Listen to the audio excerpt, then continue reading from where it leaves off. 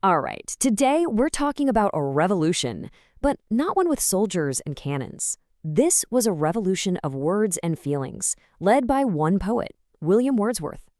We're going to dive into how his truly radical ideas completely shattered the old rules of poetry and honestly reshaped literature forever. So, let me just start with a question. What if poetry wasn't this high-minded thing for dusty libraries and academics? What if it was actually meant for you and written in the language you speak every single day? That was the crazy, radical question William Wordsworth dared to ask. Because you have to understand, before him, back in the 18th century, poetry was a completely different beast.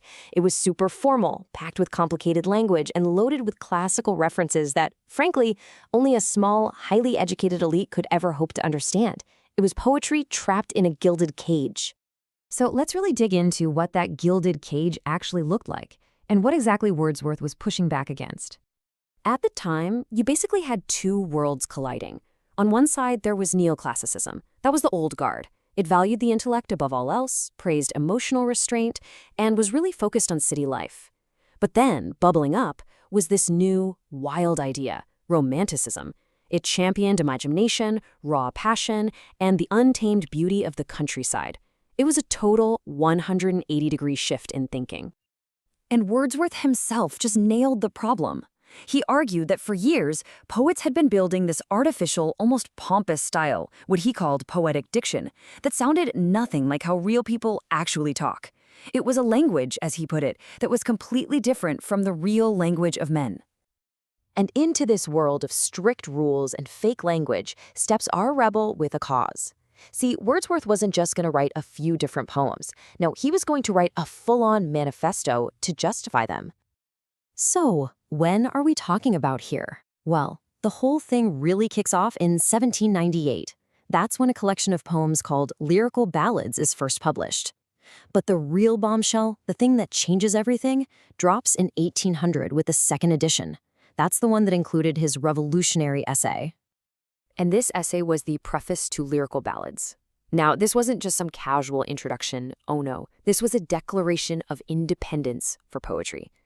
In it, Wordsworth laid out a whole new vision, that poetry should be about real, authentic emotion, about ordinary life, and about using simple, everyday language. Okay, so what were these revolutionary new rules? How exactly did Wordsworth plan on tearing down the old structure and building a completely new foundation for poetry?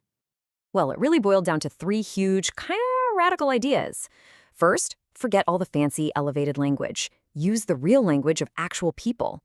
Second, find your subjects not in some grand old myth, but in humble and rustic life, because that's where he believed feelings were the most direct and true. And third, and maybe most important, the heart of all poetry must be powerful, authentic feeling.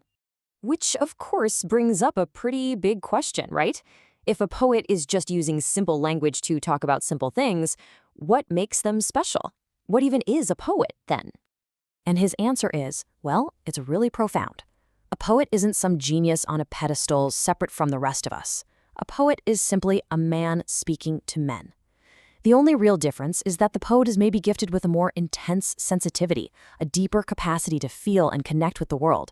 They feel what we all feel, just more acutely. And that idea right there leads us to his most famous definition of poetry itself. He declares that all good poetry begins as the spontaneous overflow of powerful feelings. It all starts with that raw, unfiltered emotional rush that you get from an experience. Okay, but hold on a second. If it's just a spontaneous overflow of feelings, isn't that just, a diary entry? What's the difference between a great poem and just venting your emotions onto a page?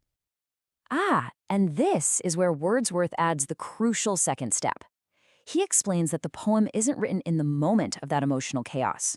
No, the real magic happens later, when you look back on it in a moment of calm. So you end up with this amazing two-step creative process. Step one is the feeling, the raw, powerful experience. But step two is the reflection. That's when you go back to that emotion later in tranquility, and you shape it, you craft it into art. It's this perfect blend of pure passion and thoughtful contemplation. All right, that all sounds great in theory, but does it actually work in practice? Let's put it to the test. Let's take one of his most famous poems and see exactly how a poem is born from these rules. Let's look at I Wandered Lonely as a Cloud, the Daffodils poem. So, does it use simple language? Absolutely. I wandered lonely as a cloud. Check. Is the subject humble? Yep. It's just a field of flowers. Check. And here's the big one. Is it an emotion recollected in tranquility? Oh yeah. The final stanza gives the whole game away. For oft, when on my couch I lie, they flash upon that inward eye. The poem is the memory, not the event itself. It's a perfect example. The impact of these ideas was just seismic. Seriously, they didn't just create a new style of poetry. They created a whole new way of seeing the world. Let's talk about the lasting echo Wordsworth left behind. And make no mistake about it, the preface to Lyrical Ballads became the foundational document, the manifesto for the entire Romantic movement in England. Poets you've heard of, Keats, Shelley, Byron, they were all, in their own way, walking down the path that Wordsworth had just carved out. The result was this massive shift in what art was even for. We moved away from the cold intellect and rigid forms of the 18th century and turned inward toward personal emotion and individual experience. And honestly, that's a change that we still feel today. And that really is the key takeaway. Wordsworth's insistence that real art comes from authentic, personal experience didn't stop with the Romantics. It's in the novels we read, the movies we watch, and it's especially in the lyrics of the songwriters we love. Think about your favorite artist bearing their soul on a track. That's Wordsworth's legacy. He democratized art. So, I'll leave you with this thought, a little homework from Wordsworth himself. Think about a powerful moment from your own life, a vivid memory. What spontaneous overflow of powerful feelings from your own story is worth taking the time to recollect in tranquility? The answer, who knows, might just be your own piece of poetry.